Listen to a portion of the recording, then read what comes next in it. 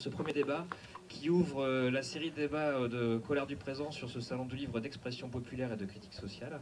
Nous commençons sur une thématique forte qui est en lien direct avec la présentation officielle que nous avions faite hier au théâtre. Je ne sais pas si vous étiez tous là, mais ça permet de continuer la discussion. Cette fois-ci, nous sommes sur un débat sur la liberté d'expression. Pourquoi faut-il une presse libre ?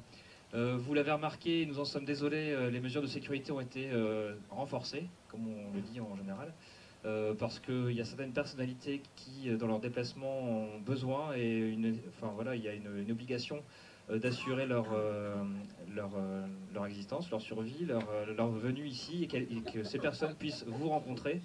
Ça crée certaines difficultés, effectivement, certains embouteillages. Mais en tout cas, on est très heureux de pouvoir quand même vous proposer cette rencontre. D'un point de vue de l'organisation, la sortie se fera par la porte du fond de la salle. Vous serez invités à quitter les lieux tous, même si vous allez peut-être vouloir aussi rester pour le débat qui suit. Il va falloir refaire la queue. Voilà, je suis vraiment désolé pour ces conditions, mais c'est le prix à payer pour que la parole... Avec encore une fouille.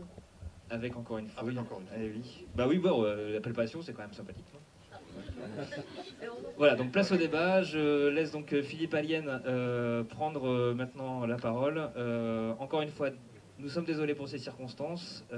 J'espère que vous les comprendrez. Et bon débat.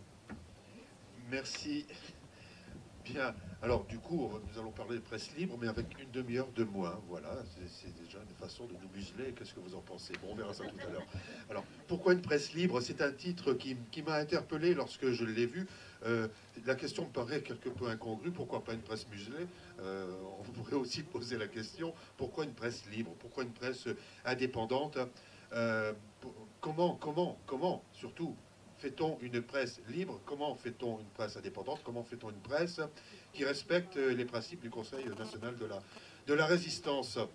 Voilà, ce sont des questions auxquelles vous allez répondre. Alors, je présente le plateau qui s'offre à vous aujourd'hui, Maurice Ulrich pour l'Humanité.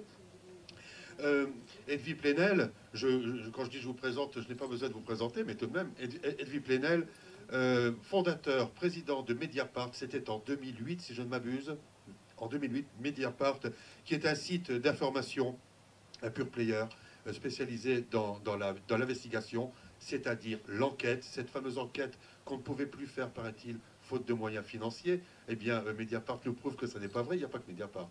Mais enfin, on a la preuve que ça n'est pas vrai.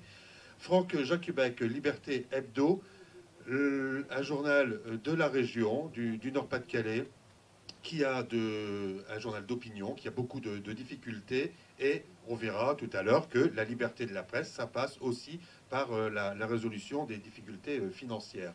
Et puis Denis Siffer, directeur de Politis, qui est un journal qui a été créé en 1988, pareil, un journal d'opinion, qui souffre. La plupart des titres, je me demande s'il n'y a pas que Mediapart finalement qui se porte bien. Je vais vous demander d'ailleurs comment vont vos médias. Je voudrais aussi excuser l'absence de Liliane Roudière du magazine Cosette. Cosette, c'est 2009. C'est un journal féminin, féministe, particulier, qui a lui aussi beaucoup de difficultés en ce moment et qui vient d'être placé en redressement judiciaire. On voit bien, la presse est un peu à l'image de cette société, elle ne va pas bien. Eh bien, je vous propose d'abord de commencer ce tour de table rapidement, malgré le manque de temps dont nous allons souffrir. Comment allez-vous? Comment vont vos journaux? Et qu'est-ce qu'il vous faut dans l'immédiat? Je pense qu'on a un micro, on n'a pas de micro. Oui, je vais vous passer celui-ci. Il est ouvert. Denis Siffer. Bonjour, bonjour à tous. Comment vont nos journaux? Pour la plupart, ils ne vont pas très bien parce qu'on est dans une situation qu'on appelle une situation de crise de la presse. Le terme est un peu impropre. En fait, on est dans une situation de mutation, un entre-deux. Et ce qui apparaît comme une crise est aussi quelque chose qui est porteur d'espoir parce que, très curieusement, on a une sorte de bouillonnement éditorial. L'expression est de Jean-Marie Charon, sociologue bien connu de la presse, qui nous rappellerait presque la situation de la Libération, mais dans un contexte évidemment très différent, et en particulier en raison de la floraison de sites Internet, et donc il y a un pluralisme réel dont on aura l'occasion de reparler. Alors comment va Politis?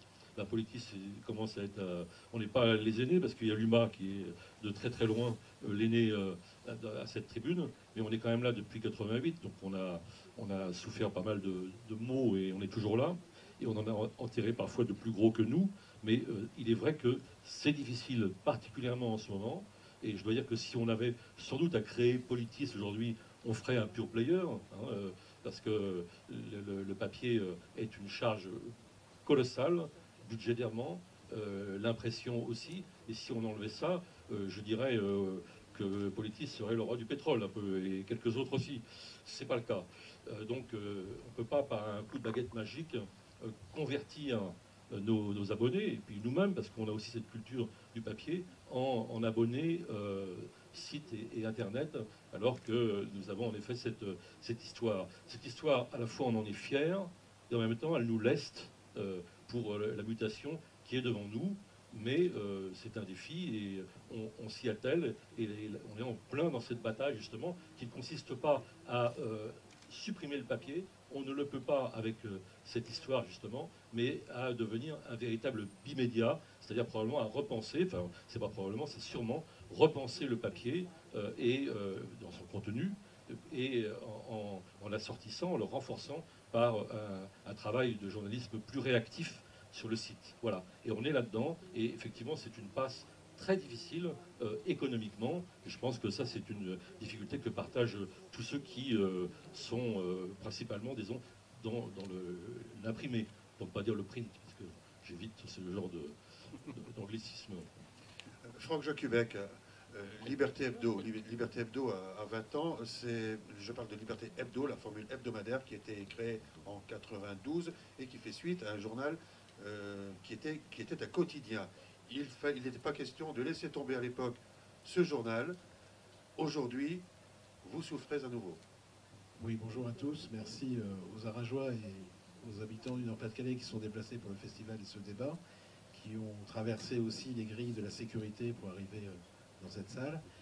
Les grilles, oui, comme tu dis, effectivement. Je partage ce que disait mon confrère de Politis au sujet de la nécessité de conserver le papier. Ce n'est pas un archaïsme pour nous.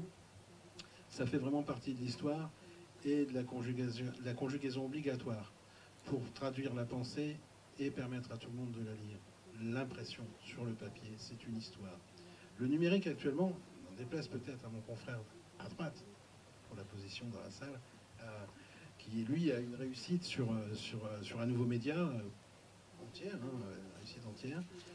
Nous, on est confrontés effectivement à une mutation, une évolution, un changement, mais pas seulement au niveau technologique, au niveau industriel.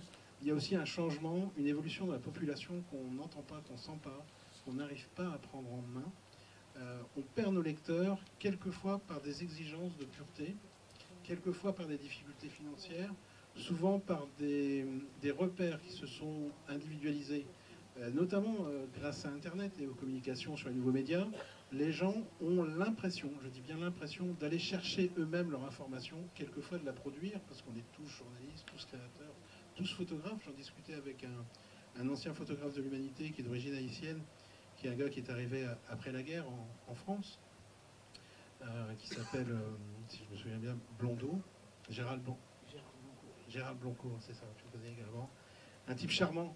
Lui, il disait, à l'époque, il fallait, pour faire une photo, il fallait un appareil qu'on posait sur un pied, il fallait régler tout, on n'avait que 10 vues peut-être pour faire son image, il fallait tout réfléchir à l'avance techniquement.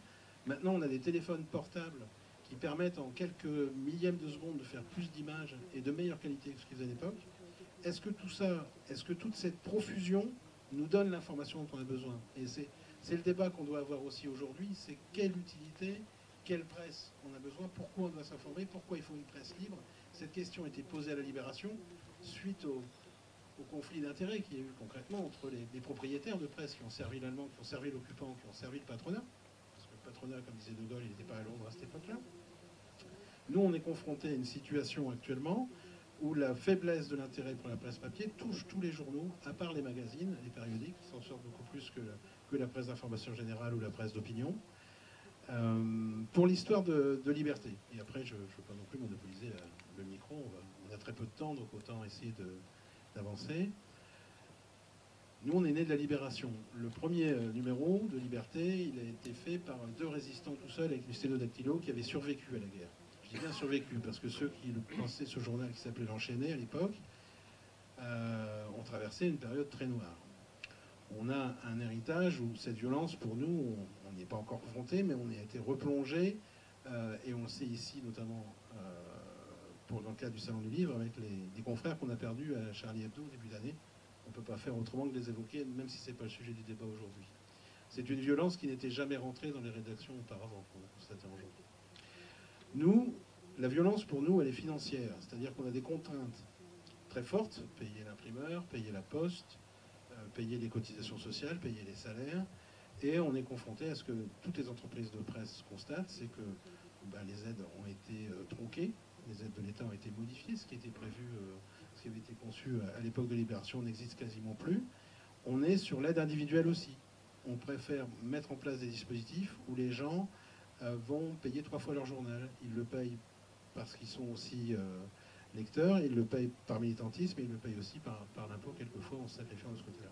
On cherche des pistes, nous, pour évoluer. On a lancé ici une souscription qu'on a appelée la souscription du 1er mai, parce que c'est le 1er mai, effectivement. On cherche à avoir un peu plus de ressources, parce que nous sommes dans une situation très tendue.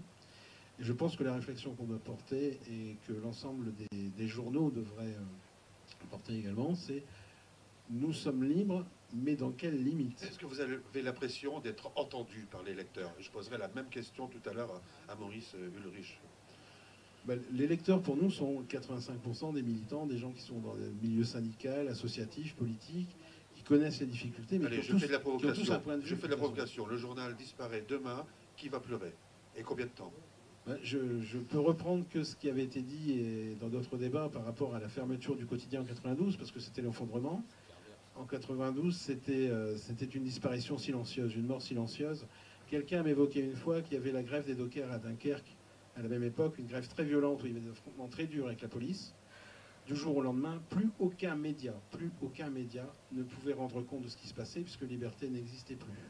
Et la Voix du Nord ne traitait pas ce dossier à l'époque, ni Nord-Éclair. Ça, il faut en avoir conscience. Il faut en avoir conscience. Voilà. L'information, elle est utile à qui, actuellement?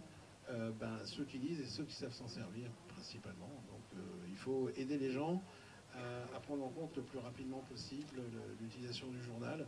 Je sais que dans ma génération, on lisait un ou deux hebdomadaires. On lisait le quotidien quand on pouvait. On l'achetait régulièrement. On n'avait pas plus d'argent pour autant. Mais c'est des affectations des choix aussi financiers qui sont différents à notre époque. Edwy Plenel, on connaît vos opinions sur la presse, sur l'indépendance de la presse, sur la nécessité d'aller très loin dans l'information.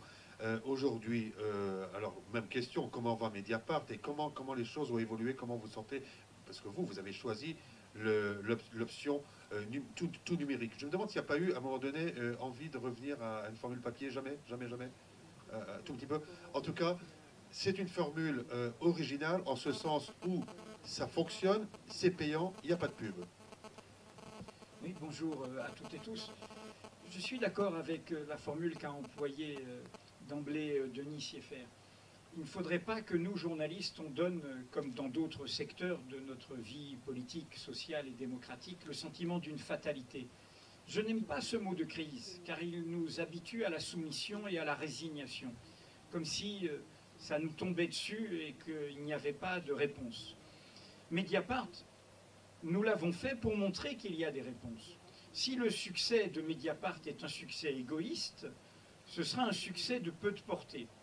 C'était un succès pour montrer au public que l'on peut retrouver un chemin de confiance entre journalistes et lecteurs, et de montrer à la profession qu'il y a la possibilité de réponses qui ne soient pas des succès éphémères, qui créent de la valeur, qui créent des emplois, qui créent de la richesse, qui créent cette première condition de l'indépendance, c'est d'être indépendant économiquement. Je ne vais donc pas développer trop sur Mediapart. Mediapart est profitable, Mediapart ne vit que de ses lecteurs, c'est notre formule, seuls nos lecteurs peuvent nous acheter. Mediapart a fait l'année dernière 9 millions d'euros de chiffre d'affaires et un résultat net de 1 500 000 euros. Il y a une recette miracle? Oui, non, mais la recette, c'est la confiance du public. Mais c'est surtout d'avoir montré que le numérique n'est pas notre ennemi et que par ailleurs, en faisant du numérique, nous ne sommes pas l'ennemi du papier en tant que support, puisque la preuve, nous publions nous-mêmes des livres. Alors, de quoi s'agit-il derrière le numérique? Il s'agit d'une révolution industrielle. Il y a une réalité objective, et c'est la troisième de notre modernité.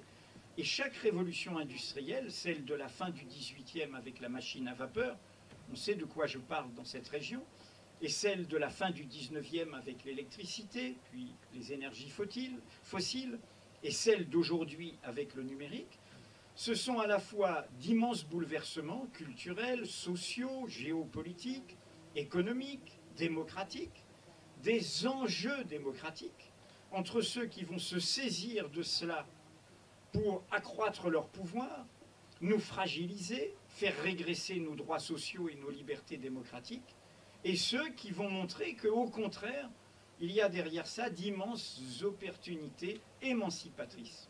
Les tuyaux ne sont pas libérateurs en soi. C'est ce que nous allons en faire qui est libérateur. La conviction de Mediapart est toute simple. Une révolution technologique qui supprime 3 coups. Le papier, et c'est écologique. L'imprimerie, et c'est notre industrie lourde. La distribution, et c'est notre peau au noir avec les invendus, elle a forcément l'avenir devant elle. Quand vous achetez un journal, c'est entre 60 à 70% de ce que vous payez derrière ces 3 coups. Une révolution technologique qui permet de les supprimer, elle a l'avenir. Alors l'avenir, c'est à nous de l'écrire. À nous de l'écrire dans une nouvelle alliance avec les lecteurs. Car l'autre aspect de cette révolution technologique, c'est que le public a reconquis un droit qui lui appartient, qui est sa propre liberté d'expression. Il n'a pas besoin de nos éditoriaux pour penser. Il peut s'exprimer tout seul. Il n'a pas besoin de l'intermédiaire d'un journaliste pour défendre sa cause, pour défendre sa lutte, pour défendre son alarme. Il peut faire son blog, il peut faire son site. Et donc, nous sommes journalistes sommés de créer une nouvelle alliance où nous sommes remis à notre place, à notre juste place. Je ne pratique pas un journalisme inodore et incolore. Je fais moi-même des partis pris. Mais je pense que mes partis pris doivent rencontrer d'autres partis pris qui sont ceux des lecteurs eux-mêmes. En revanche, le cœur de notre métier, c'est d'apporter des informations, pas des opinions. L'opinion, elle vous appartient à tous. Et nous sommes forcément des journaux participatifs désormais. Et donc il faut qu'il y ait au cœur du débat d'opinion des faits, des vérités de fait, y compris celles qui dérangent. C'est ça notre rôle, notre fonction sociale à nous, journalistes. Apporter ce qui est au cœur du débat d'idées, c'est-à-dire des réalités, des vérités factuelles. Mediapart, si ça avait été l'addition des blogs des 4 fondateurs, Mediapart n'aurait jamais marché. Mediapart marche parce que, et au-delà de l'investigation, c'est vrai sur l'international, sur la culture, sur l'économie, sur l'Europe, à Bruxelles, sur la Grèce aujourd'hui, Mediapart apporte des informations d'intérêt public, au cœur d'une agora qui est celle de ce débat des lecteurs. Alors, nous avons fait ça pour dire, et c'est souvent, je dis, Mediapart est un laboratoire, pour montrer à toute la profession qu'on peut se battre. Et qu'il y a un chemin où le numérique n'est pas forcément synonyme d'immédiateté, de superficialité, de flux, de n'importe quoi, et qu'au contraire, on peut mieux défendre la tradition qui est la nôtre par le numérique. Faire des articles plus documentés, plus enrichis, un journalisme plus durable, un journalisme moins formaté. Ça, c'est notre bilan, qui j'espère est utile à tout le monde. Reste une alarme, et c'est celle-là que je voudrais vous faire partager. J'ai dit que nous vivons une révolution industrielle. C'est une bataille. Une révolution industrielle, je le redis, c'est le moment où les dominants vont prendre appui de ça pour faire régresser les droits que nous avons acquis. Et nous devons nous battre. Ça a été tout l'enjeu, par exemple, de la Troisième République, à partir de 1879. Qu'est-ce qu'on en fait? Est-ce qu'on a de nouvelles conquêtes ou est-ce qu'au contraire, ils en profitent? Pour la presse, je voudrais lancer une alarme. Il y a une fragilité structurelle de la presse française, une fragilité démocratique. C'est votre affaire. La liberté de la presse n'est pas un privilège des journalistes, c'est un droit des citoyens, le droit de savoir. Si vous ne savez pas, vous êtes trompé et vous voterez à l'aveugle. Et donc, les faiblesses structurelles de la presse française, c'est sa très grande dépendance à des acteurs économiques qui ne sont pas des industriels de l'information, qui étaient déjà là. Monsieur Bouygues était déjà présent dans les médias, mais aujourd'hui qui est général. L'ensemble de nos médias privés sont entre des mains de capitalistes qui n'ont rien à voir avec nos métiers, qui sont dans un rapport de clientèle avec la puissance publique, qui vendent des armes, qui vendent du luxe, qui vendent de la finance, qui vendent de la téléphonie, qui sont des opérateurs du numérique et qui sont dans une relation où ils achètent de la presse pour acheter de l'influence, pas pour créer ce service rendu aux citoyens. Ça, c'est la première alarme. La deuxième, et j'en terminerai là, c'est que dans un moment comme celui-là, il faut un écosystème. Bien sûr que Mediapart, c'est une réussite, mais fragile. Hein. Et si l'écosystème, je dis souvent, on est des petits poissons qui nageons dans une mer polluée face à des gros requins. Est-ce que vous dites à des petits poissons qui nagent dans une mer polluée face à des gros requins, « Ah, sois courageux, petit poisson », ou est-ce que vous vous occupez, nous tous, de dépolluer la mer? Depuis 2012, depuis l'alternance, depuis que nous avons balayé une présidence de régression, d'hystérisation de la vie publique, il n'y a eu aucune avancée pour l'écosystème de l'information, pour le droit de savoir à l'information. Il y a eu le maintien des béquilles, de la dépendance d'aide publique, qui n'est pas une bonne chose. La meilleure garantie, c'est d'avoir des lecteurs, le soutien des lecteurs. Et quel est le vrai problème? Le vrai problème, c'est que non seulement il n'y a eu aucune avancée en termes d'écosystème, l'équivalent par exemple français du Freedom of Information Act, de loi fondamentale sur l'accès à l'information, d'utilisation de toutes les potentialités de transparence, d'accès au savoir du numérique pour renforcer notre droit de savoir, mais pire, il y a une régression. Et ne soyez pas indifférents à cette régression. Cela se joue mardi prochain. C'est cette loi sur le renseignement Alors ça, on va qui reparler est tout à l'heure. suivie, je termine juste là-dessus, qui est précédée des lois terroristes. Ce sont des atteintes à vos libertés, à nos libertés. Et donc, voilà mon alarme. Je dis, il faut s'emparer du numérique pour y défendre le meilleur de la tradition, montrer que c'est la voie de réponse, ce dont j'en suis convaincu pour l'information quotidienne, pour cet agenda quotidien, mais par ailleurs, il faut faire de cette question démocratique de la liberté de l'information un enjeu politique essentiel dans nos débats communs aujourd'hui.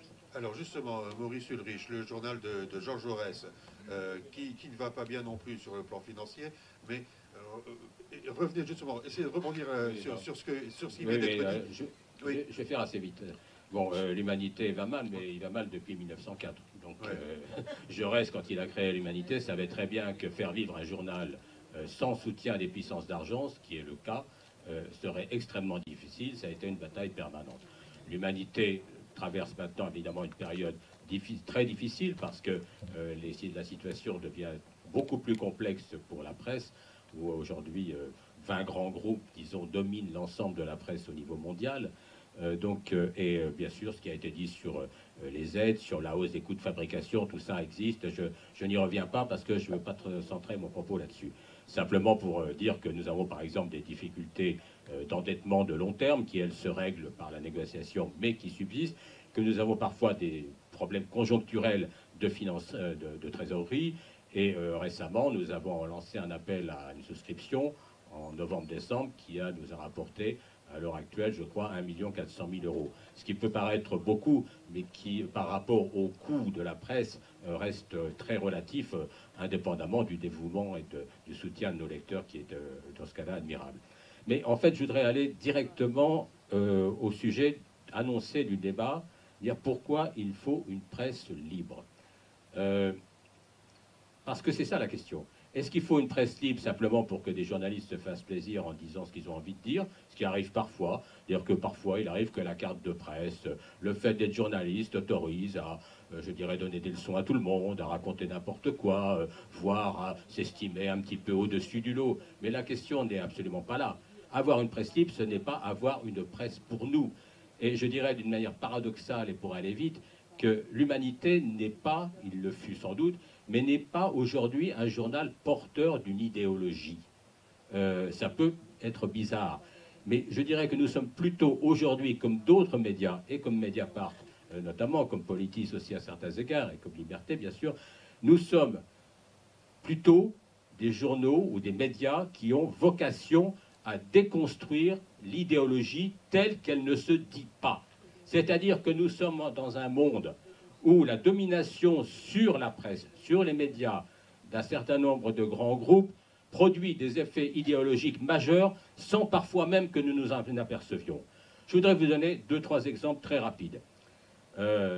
J'écoutais une fois Claire Chazal, charmante au demeurant, et que nous aimons tous, et c'était au moment du printemps égyptien, enfin de la révolution égyptienne.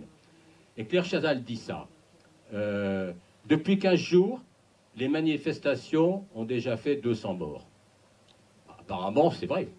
On entend ça, on entend, bah oui, les manifestations. Mais non, ce ne sont pas les manifestations qui ont fait 200 morts. C'est la répression des manifestations qui a fait 200 morts. Donc, ce que je veux dire par là, c'est que on est devant... je vais prendre encore un autre exemple, si vous permettez. Je me souviens, moi, une fois, c'était en été, toujours sur TF1, d'ailleurs, je ne sais pas que je n'ai rien contre TF1 spécialement, mais bon, je trouve que c'était TF1. Non, pas. Vous savez, il y en a qui prétendent être mieux qu'ils ne le sont pas. Hein. En été, donc, il faisait très chaud, et donc, apparemment, au journal, il ne se passait rien. Bien sûr, il ne se passe rien. Donc, on envoie un jeune journaliste qui a fait, on va dire, 3 années de Sciences Po, plus 3 années d'école de journalisme, mais non, pas Edwy Plenel, mais enfin un jeune homme qui sort, ou une jeune fille, qui sortent avec quand même 7 à 8 ans d'études. Et on l'envoie sur une plage, rencontrer un petit enfant, il lui tend son micro, elle lui dit « Alors, t'es content d'être à la plage ?» Et le gamin, il dit « Ah bah oui, il y a du sable et du soleil. » Formidable au bout de 8 années d'études pour être journaliste, non hein après, on a un reportage sur des saisonniers, parce qu'il y a quand même des gens qui travaillent un peu en été, il n'y a pas que les juilletistes qui croisent les Haussiens, vous voyez, comme on nous le raconte tout le temps, comme une grande saga nationale. Voilà, c'est le grand rendez-vous de l'été, ça. Ça fait un consensus dans le pays. Les juilletistes, les Haussiens, les embouteillages, on est content, il y a 900 km de bouchons. Hein bon, je me calme. Et donc, des saisonniers, ils travaillaient dans les champs, dans la maraîcher. Et il se trouve qu'il y en avait un qui avait, allez savoir pourquoi, des saisonniers thaïlandais. Et les journalistes disent, alors, il fait chaud? Et le gars, il dit, bah oui, mais nous, on est un peu habitués. Fin du reportage. Et je me dis, c'est quand même extraordinaire, parce qu'au fond, il se passait rien en été. Sauf que moi, j'aurais bien voulu savoir d'où débarquaient ces Thaïlandais-là, comment ils étaient arrivés en France, comment ils étaient payés, etc. Et qu'en réalité, ce qui était un non-sujet d'été était en réalité un vrai sujet de société. Donc ce que je veux vous dire là, c'est que notre travail de journaliste en liaison avec les gens qui nous lisent, il est justement cette déconstruction d'une idéologie qui ne dit pas son nom, qui nous est déversée en permanence, etc. Et donc l'atout et la vocation même, l'essence d'une presse libre, c'est celle-là. Hein. Et juste encore un mot, mais sans doute qu'on y reviendra, enfin je l'espère. Depuis, on va dire, le 11 janvier, moi je pense que nous sommes dans une phase politique extrêmement problématique. Non pas tant en raison d'un certain nombre de décisions prises qu'on peut évidemment critiquer et à juste titre, mais parce qu'on est en train de nous construire, y compris à travers les médias, une société, je dirais, à la fois sécuritaire et compassionnelle. Mais le couple sécuritaire-compassionnel, il est problématique en lui-même, puisqu'à partir du moment où l'État vous dit « je veille sur vous », il y a un ennemi intérieur partout, là, comme ça. Hein, il y en a qui l'ont dit d'ailleurs, textuellement, il y a un ennemi intérieur. On est en guerre, disent certains. Il y a une 5e colonne, a dit Christian Estrosi. Bon, donc, on vous rassure. Là, on nous fouille tout, bon, c'est ce qu'il faut, hein. Mais enfin, bon, on nous rassure. D'un autre côté, on nous plaint. On nous dit, vous voyez, tout ce qui se passe dans le monde, c'est horrible, etc. Et les chrétiens d'Orient, je n'ai rien contre les chrétiens d'Orient, qu'on soit bien d'accord, mais et ceci et cela. Et on nous plaint. Mais ça, c'est une société, ce que certains, bon, Edwy Plenel le sait, parce qu'il en parle dans son très bon bouquin que je vous recommande pour les musulmans, c'est ce que certains, comme Michel Foucault, ont appelé la biopolitique de la société. Il faut défendre la société. C'est-à-dire qu'à un moment donné, dans ce couple sécuritaire compassionnel, vous n'êtes plus, nous ne sommes plus des citoyens. J'attire votre attention là-dessus. Être citoyen aujourd'hui, c'est avoir un double corps. D'ailleurs, son corps à soi, au sens biologique, et son corps institutionnel. Être un électeur, être un acteur de la vie sociale, être quelqu'un qui intervient dans le débat public, être quelqu'un qui construit avec d'autres, je dirais, de la conscience collective, qui construit du politique. Hein. Eh bien, la société sécuritaire compassionnelle, elle fait de vous, elle vous ramène à votre corps biologique, je dirais. Vous voyez, vous n'êtes plus ce citoyen-là. Puisque d'un côté, on vous endort, de l'autre côté, on vous plaint. Et ça, attention, parce que ça passe aussi dans les médias. Alors, bon, j'arrête là, parce que ça, on ira assez loin, mais... voilà, bon, j'arrête là pour le moment. Denis Siffert, justement, sur ce que vient de dire Maurice Ulrich, on va vous passer le micro. Depuis le 11 septembre, il y a quelqu'un, Emmanuel Todd, qui vient de publier un livre qui va faire polémique, on le sent bien, qui est Charlie. Et il dit « Je ne suis pas fier depuis le 11 septembre d'être français ». Le 11 septembre, le 11 janvier. Voilà. C'est intéressant, effectivement. C'est parce que la réaction du gouvernement Valls est à peu près la même que celle qu'avait eue en effet Bush aux États-Unis, c'est-à-dire, c'est horrible à employer ce mot, mais une sorte d'effet d'aubaine, hélas. Je ne crois pas du tout. Je crois pas du tout aux thèses du complot. Mon journal les combat totalement, et je trouve ça épouvantable en effet. Mais on pourrait revenir d'ailleurs sur cette idée de complot, parce que l'opinion, comme on dit, les citoyens, les lecteurs, les téléspectateurs, les auditeurs, ont tellement été dupés, la relation avec la presse a tellement été rompue, brisée, qu'on en est venu à un soupçon permanent. Et ce soupçon, il peut être fécond, c'est-à-dire qu'il peut amener en effet vers la recherche d'une autre presse et rendre audible un autre travail des journalistes, mais il peut aussi être pervers et aboutir en effet à ces thèses complotistes, etc. Or, il n'y a pas de complot bien entendu, mais il y a un véritable effet d'aubaine qu'exploite le gouvernement avec cette loi renseignement. Mais je voudrais revenir aussi un tout petit peu sur ce qui a été dit par mes confrères et néanmoins amis, et notamment sur l'état de la presse écrite aujourd'hui, la presse imprimée, disons plus exactement. Elle est aux mains, en effet, de gens qui n'ont rien à voir avec la presse, et je dirais presque par rapport à des gens qui ont un petit peu d'ancienneté dans le métier. On a connu Hersan, on a aimé, détesté Hersan, hein, et quelques autres comme ça. Aujourd'hui, c'est autre chose. Quand on voit un Patrick Drahi... C'était un homme de presse. Voilà, qui possède l'Express, et qui possède en partie Libé, ou Bruno Ledoux, qui possède l'autre partie de Libé, par exemple. Sans vouloir de mal, il y a d'excellents journalistes, et j'y ai des amis, et qui ont beaucoup de mérite à se ménager des espaces de liberté. Et quand on voit un personnage qui possède le golfe de Saint-Tropez, qui possède une joaillerie rue de la Paix, qui possède un office de placement immobilier et qui est obsédé plutôt par l'immobilier que par la presse, on voit bien qu'on est tout à fait dans autre chose. Et ce qui est intéressant, c'est que de toute façon, la presse a toujours eu une double fonction, parce que nous sommes aussi une machine économique, même aussi petits sommes-nous. On veut vendre, mais évidemment, quelle est la finalité? Nous, on ne veut pas vendre pour vendre, je crois que tout le monde peut le dire ici. On veut vendre pour diffuser des idées et mener des batailles qui ont à voir avec la démocratie, bien entendu. Mais il y a cette double fonction, à la fois une fonction démocratique et une fonction économique. Et une fonction économique qui devient parfois commerciale. Et le grand vice, disons, de cette presse qui est tenue par ces magnats de la finance qui n'ont rien à voir avec la presse, c'est qu'ils l'ont transformée, ou qu'ils sont allés encore plus loin qu'auparavant, dans la fonction commerciale, oubliant complètement la fonction démocratique. Mais ce n'est pas simplement un oubli, c'est-à-dire que ça se charge d'un contenu idéologique. C'est-à-dire qu'on ne s'adresse plus du tout aux citoyens. On s'adresse, et là je reviendrai en effet à ce dédoublement du lecteur ou de l'auditeur, des spectateurs, on s'adresse aux consommateurs. Nous sommes tous, à un moment donné, dans notre journée, des consommateurs. Hein. Quand il y a une grève de la SNCF, on peut tous être amenés sur le quai de la gare à dire ils me mettent en retard et faire partager à son voisin, disons, le désagrément que ça provoque.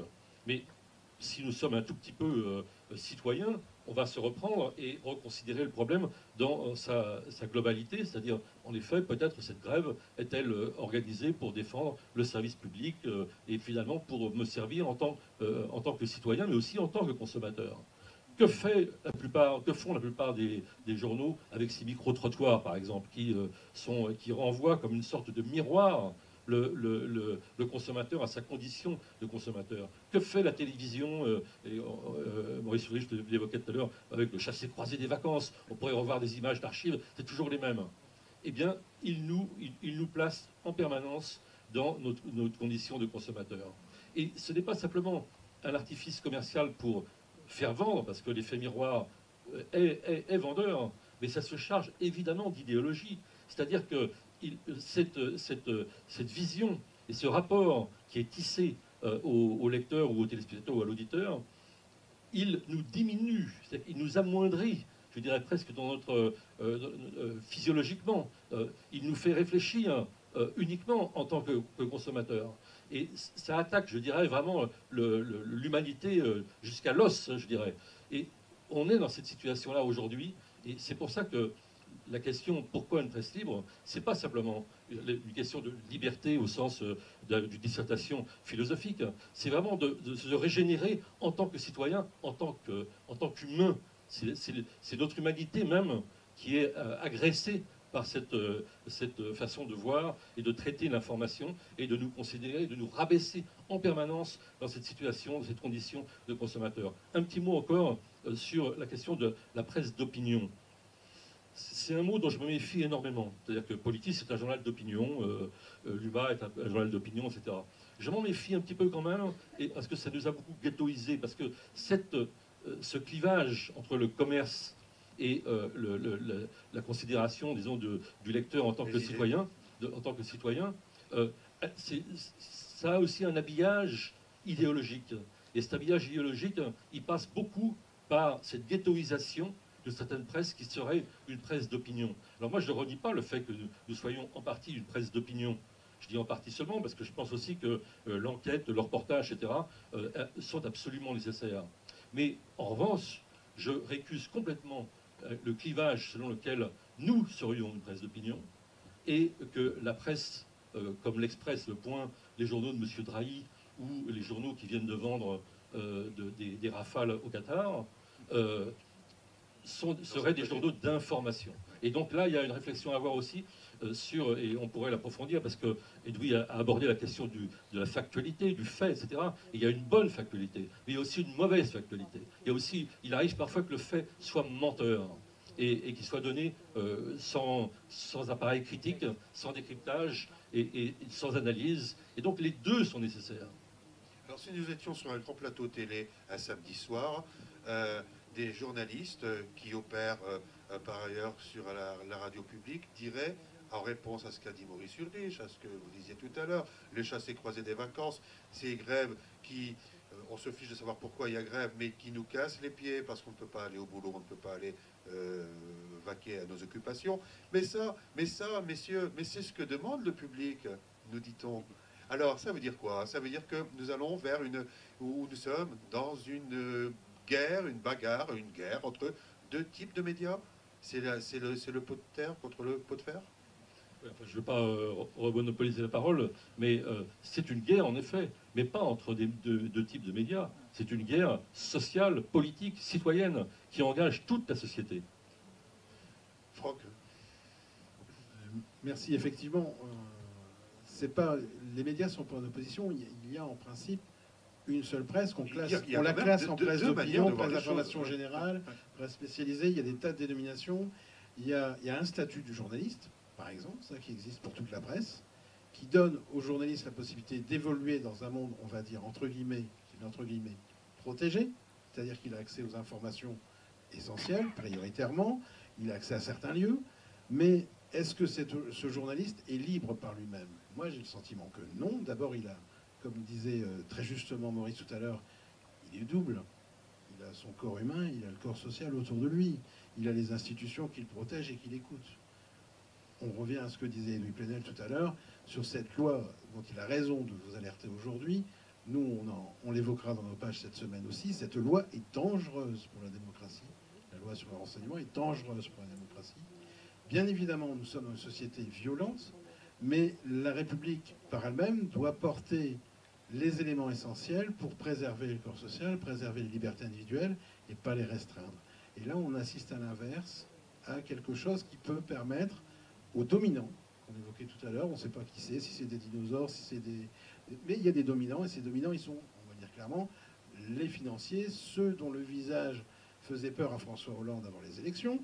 Il disait que c'était ses ennemis, la finance. Or, ils ont le contrôle sur beaucoup de choses, et l'information, qu'elle soit d'opinion ou pas, leur sert de cache-sexe pour vendre leur matériel. Et c'est du matériel de guerre, on l'a vu dans la Gardère ou d'autres. C'est de la communication pour Orange ou Bouygues, ou du bâtiment, ou des travaux publics. Les journaux leur servent d'outils pour propager leur propagande. Et nous-mêmes, presse d'opinion, avons quelquefois effectivement des velléités. On se dit, oui, est-ce que notre opinion, on doit l'afficher parce qu'on nous tire dessus, excusez-moi du terme, mais à boulet rouge, parce qu'on a une opinion qu'on affiche, et nos boulets à nous sont rouges, forcément, quelque part. Mais on est profondément républicain et attaché à la chose publique. Et on veut que le débat soit général et généreux. On ouvre nos pages, chacun des médias ici présents le fait régulièrement, à toutes les opinions, pour que justement les citoyens puissent se forger une opinion, du caractère pour résister à tout ça. Pas toutes, quand même. Pas toutes, non, non. Je dirais par exemple, tu fais bien de me tendre la perche parce que tu évoquais tout à l'heure un média. J'en évoque un autre, parce que je me suis dit, il faut que je tape aussi ce matin, bêtement, en prenant mon café qui était fort bon, parce qu'il avait été préparé avec tout ce qu'il fallait. Non, non. J'ai pas la machine. On écoutait BFM. On écoutait BFM et BFM commence le 1er mai pour eux, c'est Marine Le Pen a demandé à son père de ne pas être en tête du cortège. Mais ça commence comme ça. Et le deuxième point, c'est les travailleurs vont manifester divisés. Forcément, ils ne sont pas rassemblés, les travailleurs. Le 1er mai, c'est la fête des travailleurs. La fête de Jeanne d'Arc, c'est plus important, on en parle en premier. Le traitement de l'information est capital dans la compréhension des événements. On vous met en priorité dans un média grand public, BFM c'est devenu un média grand public, l'idée que ce qui avait de plus important, c'était que Marine Le Pen allait demander à papa de ne pas être devant pour ne pas gêner les gens. Parce que c'est vrai, ce qu'il dit, c'est un peu grossier, c'est un peu vulgaire. Alors elle est gentille. Elle explique les choses plus gentiment. On a un danger totalitaire en France qui s'est exprimé à plusieurs reprises depuis non pas 2011, mais 2002. Ça s'est exprimé au niveau des élections présidentielles, le risque de basculement, qu'on ne pressent plus. Que même beaucoup de militants de gauche se disent « à quoi bon? Ouais, bah, si les gens veulent ça. » Eh bien non, c'est une erreur totale, c'est une erreur fatale, parce qu'il y a un risque d'emprise déjà sur notre façon de concevoir la société au travers des messages qu'ils peuvent porter. Le masque de la consommation fait passer ces idées nauséabondes dans le commun, et ça devient très difficile après pour discuter du collectif. Je déborde un peu, mais on est sur les libertés. Et on parlait du monde marchand, contrôle les médias, et le monde marchand utilise les fascismes sous toutes les formes pour contrôler notre activité. Aujourd'hui, c'est la peur d'un terrorisme global, qui est l'ennemi de l'intérieur, qui était évoqué par mes confrères il y a quelques instants. Cet ennemi de l'intérieur nous obligerait à restreindre nos libertés. Dans le même temps, les opérateurs de téléphonie contrôlent vos faits et gestes, mais à la seconde près, au millième de seconde près, à la nanoseconde près. Votre mobile allumé dans votre poche, même en silencieux, donne l'indication que vous êtes à un endroit. Vous avez fait un mouvement. Vous allez pouvoir peut-être passer une information tout à l'heure ou regarder un site, peut-être Mediapart, d'ici même d'ailleurs, peut-être le site de l'Humanité, pas celui de Liberté, parce qu'on n'a qu'un blog pour l'instant, on est plus pauvres que vous, désolé, sur cet aspect-là. Mais les opérateurs de téléphonie, eux, vendent du contenu. Ils demandent à des journalistes de produire des magazines, du jardinage, et ils relayent ouvertement tout ce qui est cette information qu'on appelle des marronniers, hein, qui est pour la presse qu'on tombe sur la tête, des vacances et compagnie. Donc soyez vigilants. Moi je dis toujours, si vous voulez que la presse soit libre, soyez exigeants par rapport à ce que vous voulez lire et ce que vous voulez en faire. La liberté de la presse, effectivement, c'est la globalité de la pensée qui est en cause à chaque fois. J'ai débordé de la question. Non, mais Edwy Plenel, tout à l'heure, Maurice Ulrich évoquait ce jeune ou cette jeune journaliste, je ne sais plus, diplômée, voire surdiplômée, et qui ne posait pas les bonnes questions, qui n'allait pas au fond des choses. Qu'est-ce qu'il faut faire justement pour avoir une presse libre? Comment on fait? Est-ce que ça commence dès la formation? Est-ce qu'on est déformé dès le départ, comme on le dit dans les écoles de journalisme? Est-ce qu'on est formé à la doctrine libérale? Je n'ai pas voulu dire que c'était la faute des jeunes journalistes, c'est la faute de ceux qui leur demandent de faire ça. Mais nous sommes d'accord. Voilà, nous sommes bien d'accord. Quand je parle de formation, elle se fait aussi dans les entreprises de presse. Moi, j'ai toujours conçu le métier de journaliste comme étant au service du public et donc comme étant une bataille collective. C'est pas... Il y a une responsabilité individuelle, mais elle se joue... Je reprends cette formule de l'écosystème, c'est-à-dire de comment nos collectivités arrivent à nous tirer vers le haut. De ce point de vue, si les journalistes ne montrent pas où qu'ils soient, dans quelques médias qu'ils soient, qu'ils peuvent se battre pour être au service du public, ne pas être le dos au mur, ne pas se soumettre, ne pas attendre le prochain plan social ou la prochaine revente, etc., eh bien, il est normal que le public déserte. Il est normal que le public perde confiance. Donc, nous avons une époque où nous avons une bataille peut-être plus difficile qu'à d'autres moments face à nos ennemis traditionnels. C'est pour ça que je n'aime pas donner ce sentiment un peu de la victimisation. On doit se battre, c'est tout. Et nous sommes héritiers d'une tradition où, pour la liberté de la presse, il a fallu se battre. Et pas seulement nous, le peuple. Quand vous allez à Paris, et que vous passez place de la Bastille, les gens qui ne suivent pas trop, ils voient une colonne, ils pensent Bastille, ils pensent Révolution française. Or, la colonne de la Bastille, c'est les Trois Glorieuses. 27, 28, 29 juillet 1830. En dessous, dans la crypte, il y a les dépouilles de 500 ouvriers et artisans du quartier populaire, ouvrier, celui des grandes révolutions parisiennes, du faubourg Saint-Antoine. Ils sont morts pourquoi, ces ouvriers, ces artisans en 1830? Pas pour leur salaire, pas pour leurs conditions de travail. Ils sont pas morts pour cette liberté-là qui conditionne beaucoup d'autres. La liberté de la presse. Ils sont morts contre les ordonnances de Charles X. C'est la fameuse révolution des journalistes qui a été trahie. Hein, le symbole, c'est Thiers, qui depuis ensuite est devenu non seulement le conservateur que l'on sait, mais l'assassin de la Commune de Paris. Et donc, ils sont morts parce que savoir, avoir le droit de savoir, c'est essentiel. Avoir l'accès à l'information, on en a parlé hier avec Roberto Scarpinato, le procureur anti-mafia qui est là au premier rang et qui nous fait cet honneur, c'est un enjeu essentiel, c'est un enjeu décisif que Victor Hugo expliquait à des républicains conservateurs. La République, il faut toujours lui donner des adjectifs. Il n'y a pas la République, hein.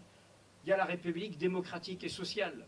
Et il y a la République, moi je n'ai pas la même République que ceux qui veulent m'assigner à l'identité, m'immobiliser, m'empêcher d'avoir de nouveaux droits, de nouvelles conquêtes, m'empêcher de me battre avec ce ressort de l'égalité. Et donc c'est un idéal, et dans cet idéal, Victor Hugo, face à ces républicains conservateurs, disait « Ah, certes il y a le droit de vote, mais le droit de vote il n'est rien sans l'autre liberté, qu'il mettait à égalité ». Le fait de savoir, le fait d'être informé, le fait d'avoir accès à la liberté d'opinion, le fait d'avoir un droit de défendre ses opinions, que des manifestations ne soient pas interdites au préalable, comme ça s'est fait depuis 1 an, que des réunions publiques ne soient pas interdites au préalable, qu'on ait ce droit fondamental, la liberté, avoir confiance dans la liberté. Et donc, nous avons en face de nous 2 ennemis classiques, traditionnels, qui ont toujours existé sur toutes les époques, dans notre profession et dans nos industries. L'un, c'est le journalisme de gouvernement. C'est le journaliste qui prend sa légitimité du côté des pouvoirs, qu'ils soient politiques ou économiques. Il existe sur toutes sortes de visages. Il peut être en apparence respectable ou d'autres beaucoup plus mercenaires. C'est notre adversaire par rapport à un journaliste qui cherche sa légitimité du côté du public. Et puis l'autre adversaire, c'était une formule du fondateur du Monde, Hubert Beuve-Méry, c'est ce qu'il appelait la presse d'industrie. Nous sommes des entreprises, nous avons des chiffres économiques, des pertes ou des résultats, et nous vendons aussi cette marchandise très particulière qu'est l'information, et qu'il faut protéger. Mais il y a autre chose qui est non pas la presse comme industrie, mais la presse d'industrie. c'est ce que nous avons sous les yeux. Il en parlait dès les années 50. C'est le fait que des intérêts extérieurs prennent la main sur des journaux. Il y a des journalistes respectables des médias qui sont toujours là.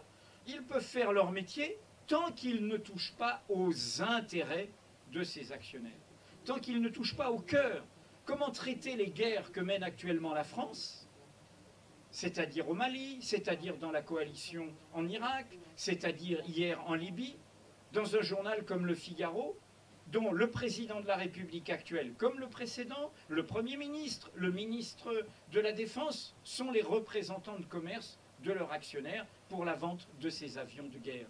Donc ce sont des vrais enjeux et qui pèsent. C'est une sorte d'autocensure. C'est-à-dire que, évidemment que ça pèse. On ne va pas dénoncer des aventures guerrières dont nous payons le prix aujourd'hui. Je rappelle qu'au moment de la guerre en Libye, nous étions très peu à dire non.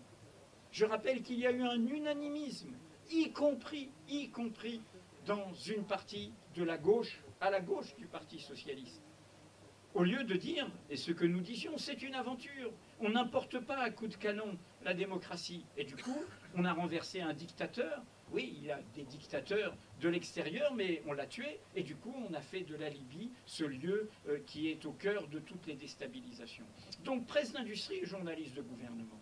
Alors, l'enjeu de tout ce que nous vous disons aujourd'hui, et en ce sens, c'est un enjeu qui va bien au-delà de la presse, c'est qu'en effet, nous sommes dans un moment où la presse n'est pas hors du monde, elle suit les idéologies dominantes du moment. Les journalistes sont comme nous tous, ils sont pris dans cette société.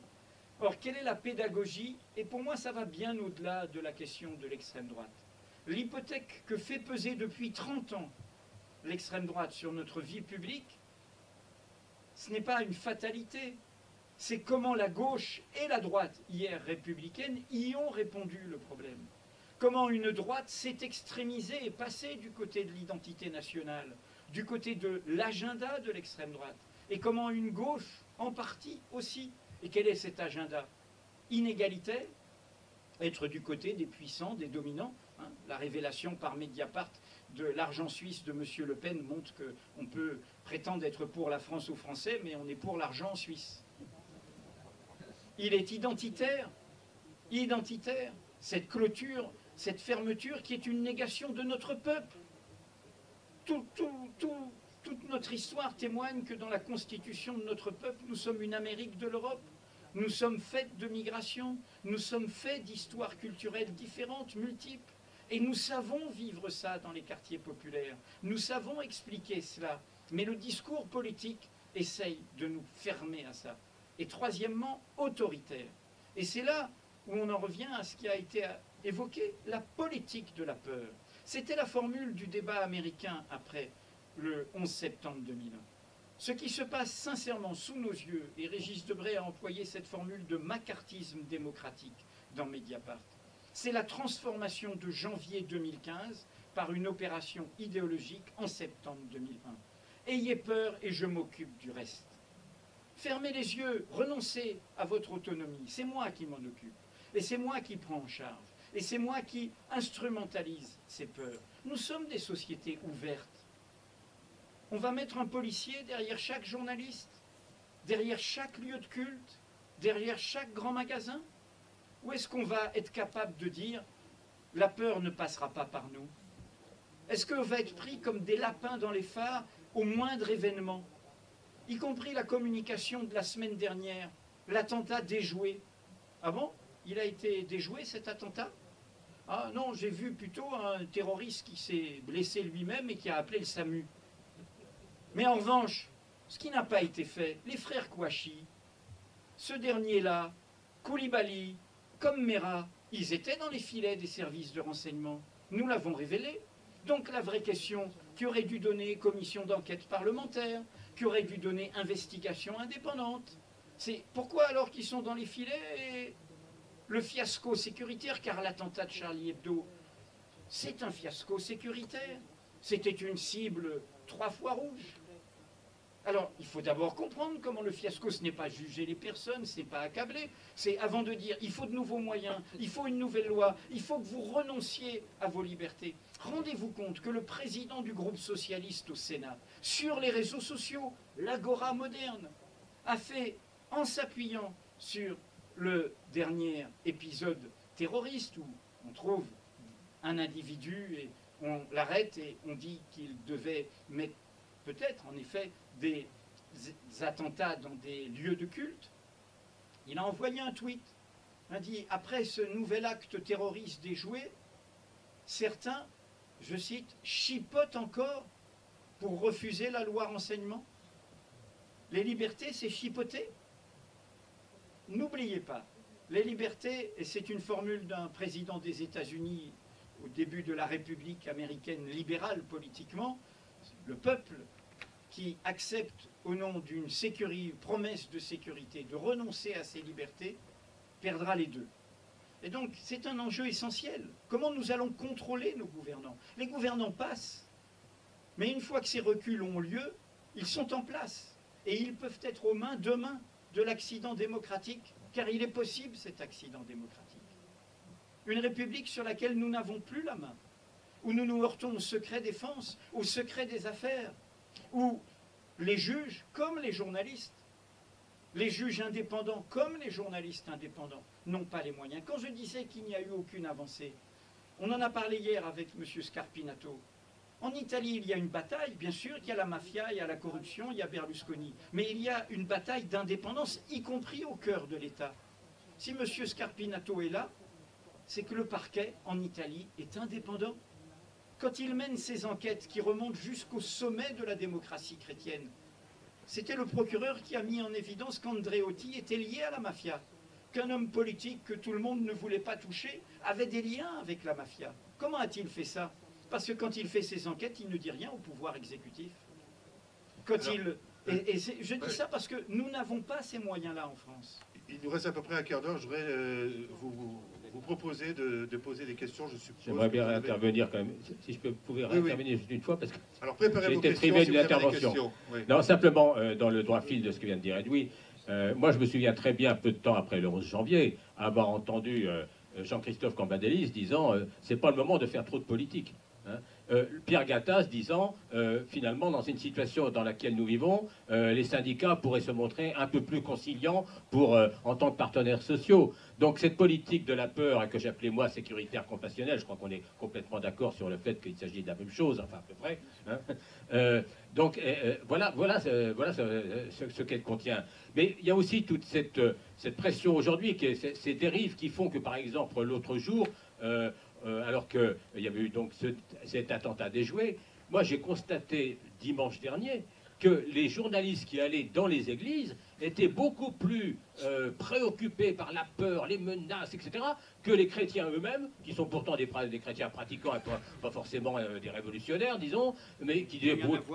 Il peut y en avoir aussi, oui. Et donc, qui disaient, oui, bon, il faut relativiser. Enfin, en gros, eux, ils disaient, quand même, on ne va pas paniquer partout dans les 50 000 églises de France, avec des flics partout, etc. Alors que la pression était telle que... Mais alors, vous avez peur, etc. Donc, on avait cette pression, et on a aussi cet emballement autour du fait religieux, je dirais, à la faveur de tout ça, qui est que, par exemple, Pierre Veil, l'autre matin sur France Inter, qui a parlé au porte-parole de l'épiscopat français, lui dit c'est quand même extraordinaire qu'on attaque des églises dans un pays chrétien. Moi, je me dis, tiens, un pays chrétien. Moi, je croyais que jusqu'à présent, on était dans une république laïque.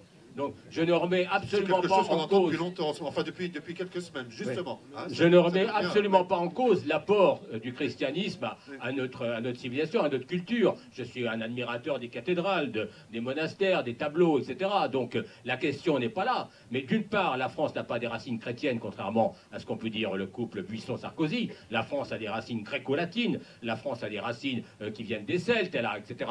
Donc, les racines chrétiennes, c'est un fantasme idéologique, c'est une fausse idée, et qui plus est, aujourd'hui, la France, tant pis pour ceux que ça embête, parce qu'il y en a que ça embête, c'est des chrétiens, certes, c'est un pays où il y a une forte culture chrétienne, il y a des musulmans, 5 millions de musulmans, il y a des juifs, il y a des bouddhistes, etc., il y a des protestants, et puis des athées, dont je suis, j'allais m'oublier.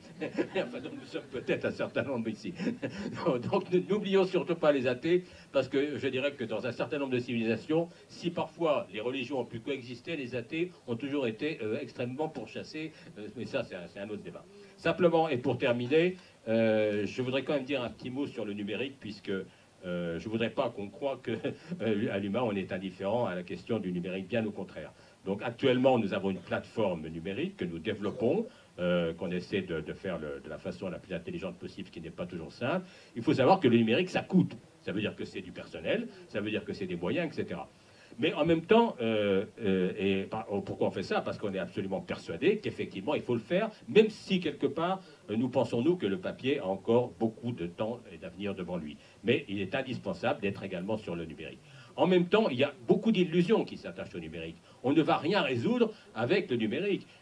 Tout le monde sait que sur Wikipédia, il y a de grosses conneries. Il y en a de moins en moins, paraît-il. Enfin, je me souviens une fois avoir lu que notre cher Baudelaire faisait partie des écrivains qui avaient été très critiques vis-à-vis de la Commune de Paris. Le problème, c'est que Baudelaire était mort 3 ans avant. Bon, c'est un peu embêtant. Mais... Vous pouvez le corriger.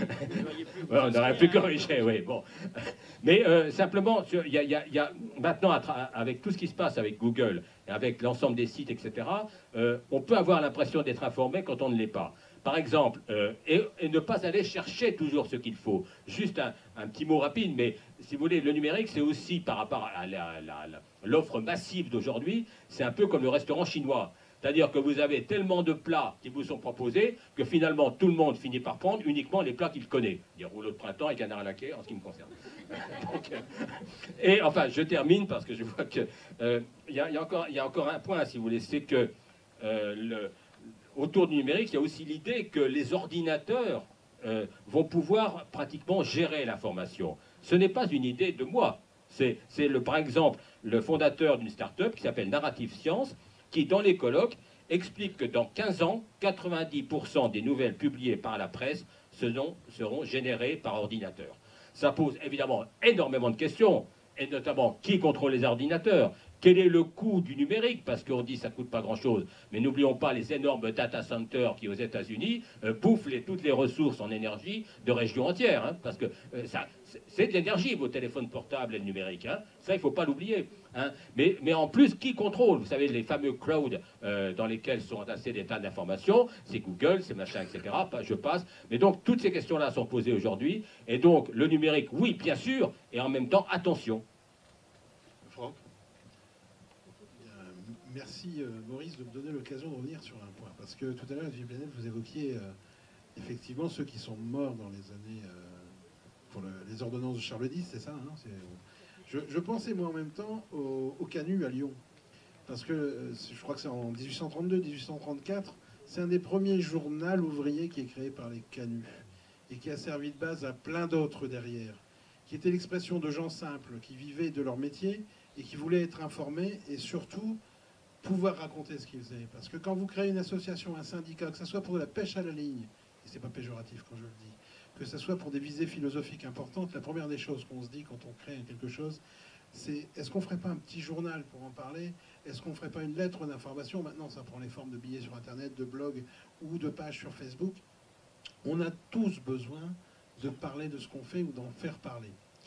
Et l'important, c'est que justement cette communication existe. Nous, on est dans les phases, quelquefois, hormis Mediapart, ou Politis, Humanité ou Liberté Hebdo, on est sur des phases de fragilité. On est dépendant de nos lecteurs qui sont, moi je dis souvent, c'est nos premiers actionnaires.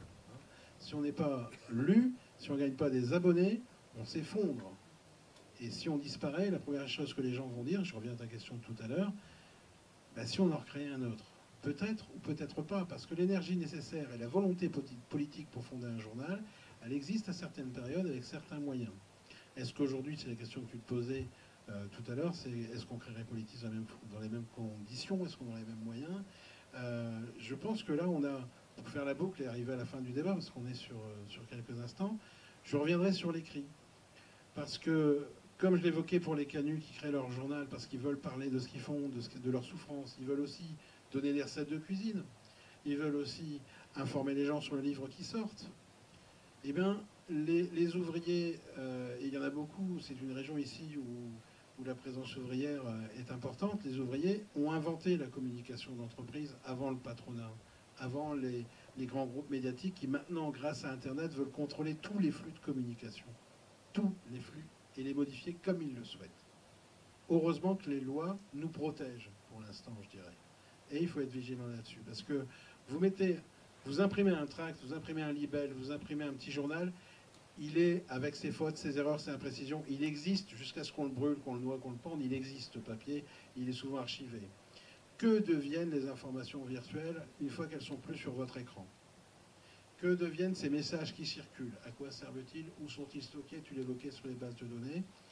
On peut avoir une page un jour qui vous donne une information, le lendemain, grâce à Wikipédia, on peut corriger, on modifie. Il y a aussi une présence virtuelle de l'information sur laquelle il faut s'interroger. Donc je resterai moi toujours sur cette question qu'il faut se poser. L'écrit, c'est d'abord poser l'information. Après que ça soit diffusé par Internet ou sur le papier, c'est une chose. C'est la question des tuyaux qu'on évoquait. Il y a la création de l'information, son traitement et sa diffusion. Comment, nous, en tant que citoyens, on garantit que cette information, elle soit fiable, contrôlable par ceux qui la produisent, mais aussi estimable par ceux qui la lisent. Et c'est toute la question de la confiance qui a été soulevée à travers des exemples qu'on a en tête, que ce soit 2005, où la grande majorité de la presse a nié la volonté populaire sur la construction européenne. Par exemple, les deux visions s'opposaient sur le référendum, oui ou non. La presse dominante disait que les gens se trompaient. Et on a des tas d'exemples en tête. Alors, le temps nous manque malheureusement. Je voudrais quand même qu'on conclue. J'ai bien entendu tout à l'heure, Edwige Plenel, vos alertes au début de cette rencontre. Une presse libre, ça se conquiert. Il faut être vigilant tout le temps. C'est notre boulot, à nous, les journalistes. Attention aussi à ne pas nous contredire, et j'aimerais bien avoir votre avis là-dessus, puisque vous dirigez aussi des rédactions. Les conditions de travail qui sont imposées aux journalistes aujourd'hui. Les journalistes qui sont souvent aussi des pigistes, qui ont beaucoup de mal à vivre. On va aussi chercher des correspondants de presse qui ne sont pas des journalistes. On connaît bien ici le phénomène des CLP, les fameux correspondants locaux de presse. On leur demande de fournir de la copie vite, bien. Il faut être efficace. Comment voulez-vous que l'on passe à côté de ce qui nous est servi tout chaud sur Internet?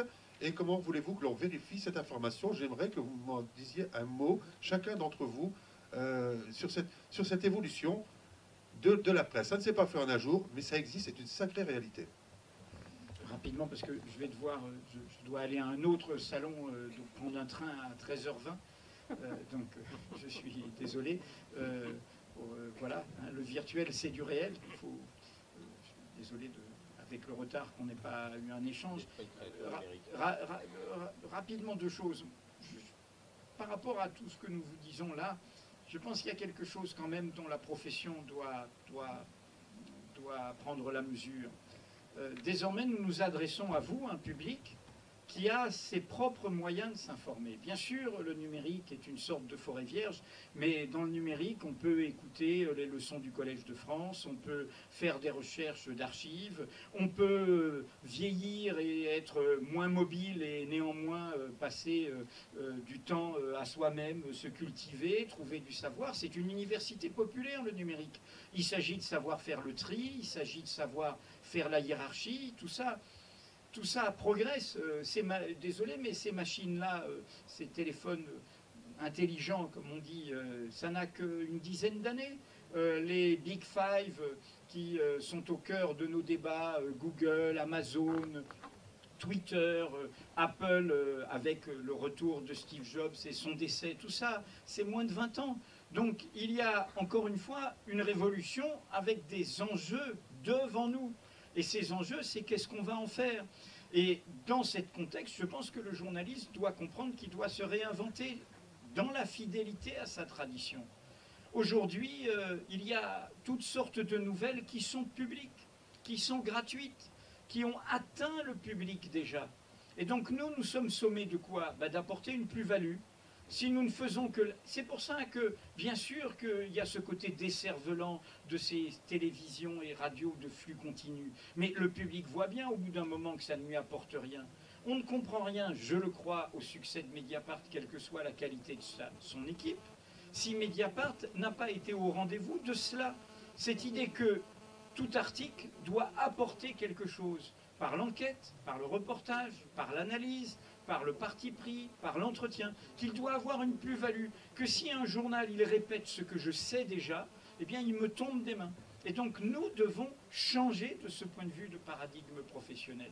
Et de ce point de vue, je pense que le numérique, c'est comme un kiosque. Hein. Dans ce kiosque, il faut hausser le niveau, il faut convaincre le public qu'il peut aller vers la qualité et que cette qualité peut être un formidable levier social, culturel, communicationnel, politique, démocratique.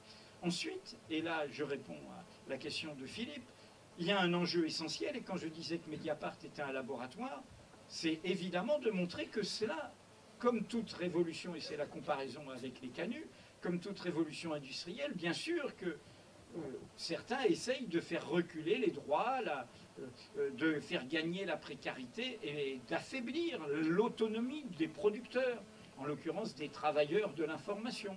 Eh bien nous devons montrer qu'au contraire, un des défis de Mediapart, c'était celui-là, ne pas être un lieu de précarité, ne pas être un lieu de flux, ne pas être un lieu d'immédiateté, que les salaires soient corrects, qu'une grille des salaires soit plutôt exemplaire, qu'aujourd'hui, quand un jeune rejoint Mediapart, par rapport aux médias dont il vient, il est automatiquement augmenté, parce que nous sommes au-dessus des autres grilles et de leur réalité, et que notre richesse ne va pas à des actionnaires, qu'elle va d'abord à ceux qui produisent la richesse au service du public. Et donc, il s'agit de montrer ça comme cela a été le cas dans d'autres entreprises de presse, dans des moments plus florissants. Et donc, je dis cela parce que, en même temps, le seul grand moment, au niveau, pas des entreprises d'engagement, mais des entreprises de presse privées, le seul grand moment où la presse française a été profitable, rentable, où y compris des fortunes se sont créées en faisant simplement des journaux, c'est la première Troisième République. Celle qui va de 1880 à 1914, nous savons tous que ça finit mal. Progrès, régret, c'est la bataille d'aujourd'hui. Mais dans ce moment-là, la République est inventive. Et elle est inventive par la délibération parlementaire. Elle est inventive par des majorités d'idées. 1880, les grandes lois scolaires, il faut lire, écrire, compter pour avoir accès au savoir, et la grande loi sur la liberté de la presse, qui tout d'un coup, après un siècle de régression, fait de la France le pays le plus en avance en termes de liberté de la France, de liberté de la presse. Premier article, l'imprimerie et la librairie sont libres, point. Cet écosystème a permis, bien sûr qu'il y avait une presse antisémite, comme il y a des trucs terribles sur les réseaux sociaux. Elle s'appelait la libre parole avec Drummond, l'affaire Dreyfus. Et la République a failli chuter avec le boulangisme. Mais ça a été une bataille d'opinion, hein, la gravure de Vallotton où tout le monde lit le journal. Et donc il y a eu d'autres presses qui a mené cette bataille. Et du coup la profession s'est interrogée sur elle-même. Il y avait de la corruption, mais 1918, première charte des devoirs, hein, un journaliste digne de ce nom, et on tire vers le haut, vers la qualité. En clair, ce que je veux dire, c'est que dans le moment actuel, il y a des trains en partance. Dans le moment actuel, il faut parier sur notre liberté. Notre liberté, c'est le seul moyen d'inventer des réponses qui nous appartiennent et de ne pas faire que ce soit d'autres, les oligarchies, du pouvoir et de l'avoir, qui nous les imposent sans que nous puissions en débattre. Merci. Merci.